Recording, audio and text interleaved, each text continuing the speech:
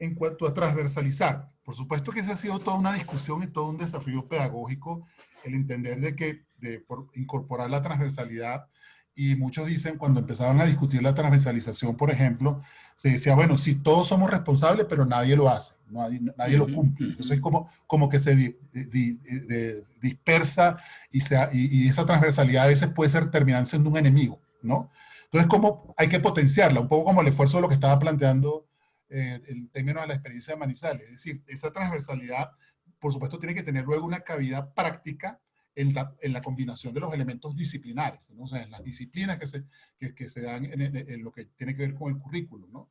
Porque si no, es como que es responsabilidad de todos, pero nadie lo termina hacer. Entonces yo creo que esos ejercicios de transversalidad, e incluso desde el mismo enfoque transversal de derechos humanos en general, no solo ya hablando de la educación, siempre ha sido todo un tema. Pero sin embargo, sí se puede hacer, si hay voluntad, si hay disposición, si hay, por supuesto, un intercambio de experiencias. Yo veía por ahí alguien que había planteado, había planteado algo bastante interesante y que esos ejercicios funcionan mucho, que es que las propias maestras y maestros puedan tener espacios en los cuales compartan sus experiencias y tengan un compartir y un intercambio de saberes en base a sus experiencias pedagógicas, y que esas a su vez también puedan irse referenciando no solamente en la escuela, sino que puedan impactar en otras escuelas, no en la escuela que se esté generando ese proceso. Esos esfuerzos ayudan mucho, ¿no? Que el diálogo entre los maestros y maestras sobre sus experiencias, sus prácticas educativas, ayuda y contribuye como a crear un acervo, ¿no? A crear como un acervo sobre las experiencias. Y sobre el tema de la primera infancia que planteaban la pregunta, creo que también es importante, por supuesto, hay, hay muchísimas formas, y yo creo que incluso desde las maneras más sencillas y de los espacios más didácticos y más lúdicos, se puede sin lugar a duda construir prácticas y experiencias de educación en derechos humanos.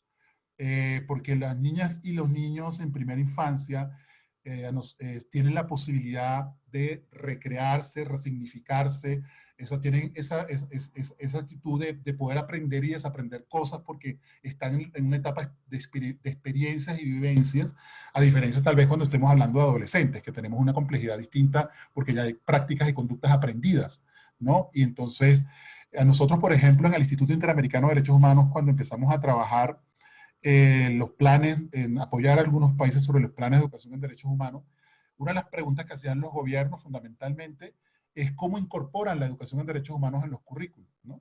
Que ellos están dispuestos a hacerlo, pero que ellos no saben cómo hacerlo. Entonces, claro, uno ve ahí el distanciamiento que hay entre la construcción política y la construcción pedagógica, ¿no? Que cómo acercarla cada vez más para que quien sea el que dirige una política educativa tenga el sentido pedagógico y la práctica educativa desde la conexión con quienes lo realizan.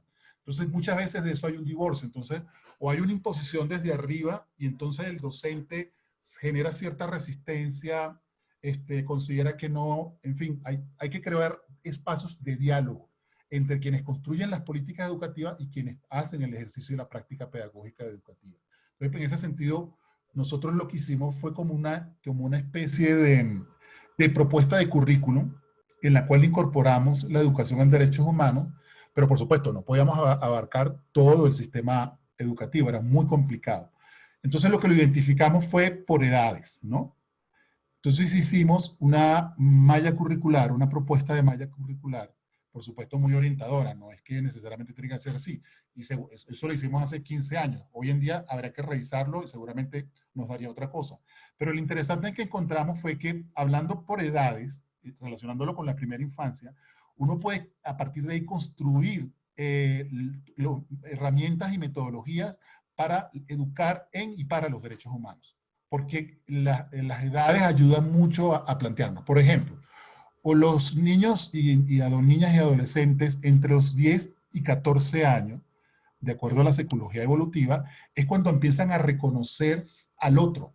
Y esa manera de reconocer al otro, si no va impregnada de el respeto, la tolerancia, la aceptación, es decir, ya estamos hablando de derechos humanos. Entonces, es importante, entonces, ¿cómo hacer énfasis en ese tipo de capacidades, actitudes y comportamientos y prácticas que vayan coherentes con esa educación en derechos humanos. Creo que es como decía muy bien Luis Felipe, siempre vamos a estar trabajando sobre un borrador, porque como estamos hablando de seres humanos, de procesos humanos, siempre van a tener dinámicas totalmente distintas y como también señalaban la experiencia de Manizales, el tener la capacidad de ajustarlas, tener la capacidad de replantearlas, tener la capacidad de resignificarlas, creo que estar atento a eso es fundamental. Una pregunta que nos hacía Sergio y que tú abordaste en algún momento, pero quizás sería bien interesante profundizar, me hizo recordar una frase que decía un profe con el que yo trabajé el tema de derechos humanos con respecto a comunidades indígenas, que decía, hablar de grupos minoritarios dentro de las democracias es un poco como la cuadratura del círculo, ¿no? Entonces, ¿cómo desde un enfoque de derechos se aborda el tema de los derechos, digamos, de poblaciones vulnerables o minoritarias, ¿no? Creo que ese es un tema bien importante. Sergio se refería específicamente a población LGBTI, pero en general, ¿no? Creo que es una pregunta bien importante. Y también había una pregunta muy arriba sobre la ruralidad. Yo ahí quería simplemente meter la cucharada porque uno de los enfoques que nosotros hemos tratado de promover a través de los aliados con los que trabajamos es el aprendizaje de servicio solidario, que en la ruralidad ha sido bien efectivo y creo que tiene una conexión muy interesante con el tema de educación basada en derechos humanos. Bueno, como lanzarte esas dos preguntas, le voy a abrir el micrófono a Olga para que hagamos un poco la misma dinámica. Hola Nina, gracias. Y es que me pica la lengua escuchar a Juan y ahora escucharte a ti más, porque desde lo que ustedes están hablando justamente en relación con la educación en derechos humanos y la transversalidad, pues en Colombia tenemos digamos que un privilegio, seguro Juan lo sabe. Ese privilegio tiene que ver con algo también que decía Marta, y es que no tenemos un único currículo, y eso es afortunado porque a veces las escuelas no nos damos cuenta, o en el sistema educativo, que esa transversalidad y esa autonomía curricular resultan súper potentes, por ejemplo, en este contexto en el que estamos viviendo, en donde nos piden flexibilizar el currículo, por ejemplo. Entonces, la educación en derechos humanos resulta, para el ejercicio de derechos humanos, no solamente es abordar el contenido en sí, como Juan nos lo explica, que además pues el Centro y Colombia avanzó en el Plan Nacional de Educación en Derechos Humanos, sino en ver cómo en las prácticas de los docentes, cómo ese contexto cotidiano que están viviendo los niños en casa resulta lo más rico para que se pueda formar para ese ejercicio de derechos. Por ahí que es la familia donde se forman en valores.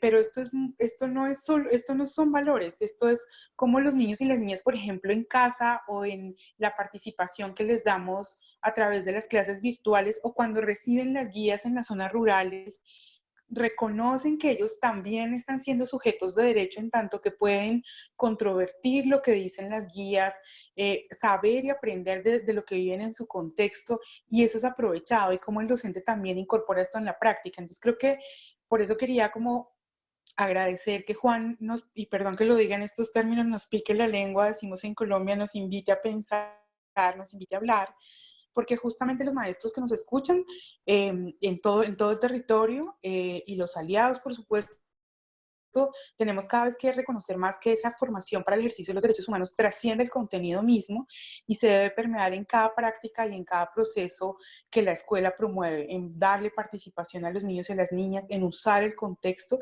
y eso forma parte de la transversalidad y eso contribuye también a la flexibilización en la que deberíamos estar en las escuelas ahora en Colombia, más allá de pensar cuántos contenidos podemos hacerle llegar a los chicos, sino es para qué y cómo se los ayuda a formar como sujetos de derechos. Eso parte un poco también en la construcción y eso va en los contenidos de una educación en derechos humanos, en la cual el reconocer a otros y reconocerlos en su dimensión y en sus diferencias y en sus diversidades, creo que es uno de los elementos fundamentales para la educación en derechos humanos. Incluso eso no va, ese es si hay un elemento que es transversal, es el reconocer al otro, reconocerlo en su diferencia, reconocerlo en su diversidad, no está ceñido a una materia, eso está ceñido a comportamientos, actitudes y valores frente a los demás. y es un ejercicio del hacer desde los derechos humanos, ¿no? Y eso no está, que lo van a ver en estudios sociales, en moral y cívica, no. Eso está en todas las materias y eso está en la dinámica incluso de la escuela. Es decir, en la manera en que nos relacionamos en la escuela, son comportamientos que hay que reconocerlos, identificarlos, y que son, bueno, hoy en día, por ejemplo, cuando empezamos a ver todo lo que se conoce como el acoso escolar, pues esas prácticas que hay del acoso escolar son unas distorsiones que hay de los comportamientos y los principios y valores de las niñas y adolescentes frente al otro, ¿no? Frente a cómo reconoce, cómo atiende la diferencia, cómo atiende la diversidad. Entonces, es trabajarlo de una manera permanente y es como identificar esas actitudes y esos comportamientos en términos de buscar todas las políticas, en términos de promover el reconocimiento de la diversidad. Y tal vez hoy en día es menos difícil que hace unos 15 años hablar del reconocimiento de pueblos indígenas, de comunidades LGBTI, pero y ellas son las que nos han enseñado a nosotros más bien. O sea, si de algo hay en la reivindicación, en las luchas de estos grupos minoritarios, es precisamente que a través de su ejercicio de reconocimiento de sus derechos, de la exigibilidad de sus derechos, nosotros somos lo que hemos aprendido de ellos. Nosotros lo que hemos aprendido es que cómo valorar, cómo reconocer, cómo promover esas diferencias y cómo crecer en la diversidad. Entonces creo que eso es un elemento y un factor que es el que yo diría que permanentemente está en la transversalidad de todas las disciplinas, ¿no? O sea, es un factor que no se debe encasillar.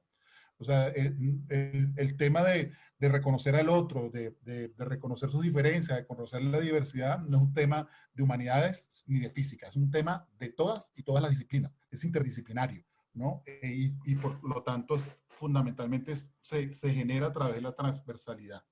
Eso es lo que podría decir, y creo que de hecho sobre esto hay muchas experiencias, y aquí en Colombia se han trabajado muchas experiencias que tanto de los espacios de educación no formal como los espacios también de educación formal.